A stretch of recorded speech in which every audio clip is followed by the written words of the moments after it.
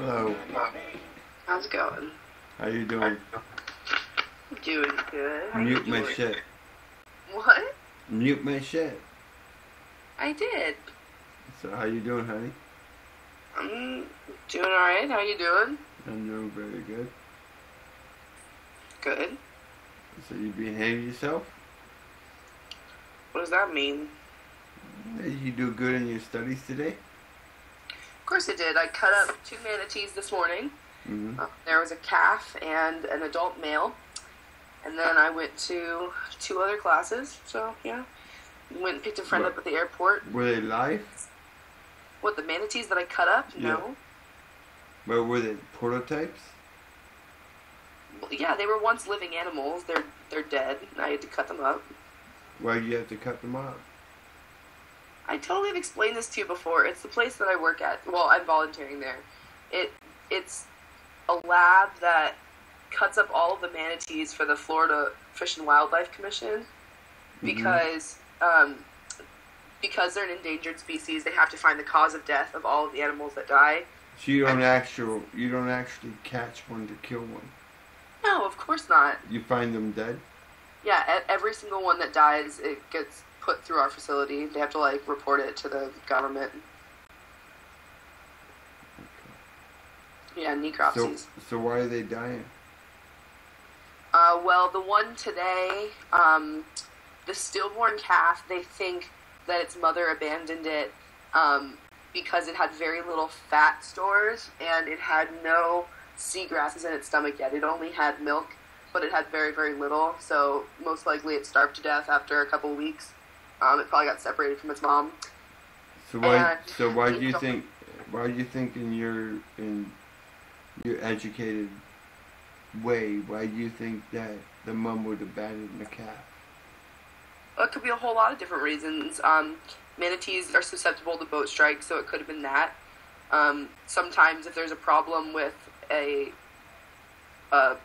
animal's child, they'll abandon it early if they know that there's a medical problem.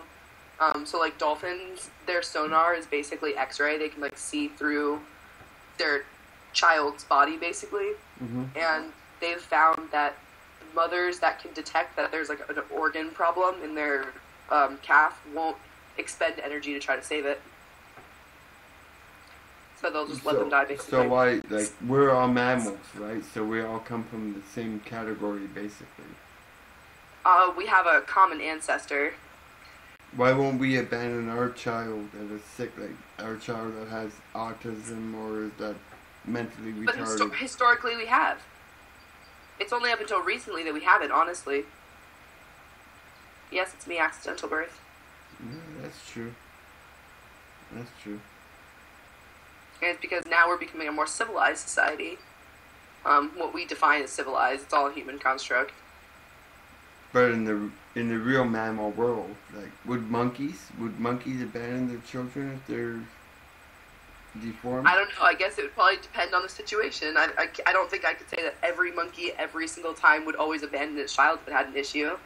But I'm sure that it's happened before, yeah. I'm not a marine biologist, no. I just work with a lot of marine species. So would it be fair to say that certain mammal species are more intelligent than humans if they can detect these things? No, it's just a different sense. So, they have barely any sense of taste, and their eyesight is really, really poor. But because those aren't as good, they can put a lot of energy towards this extra sense that we don't have. But, we can outsee a dolphin any day. They don't have any sense of smell, really. Huh? So what is your job exactly? Just to determine the factors of death?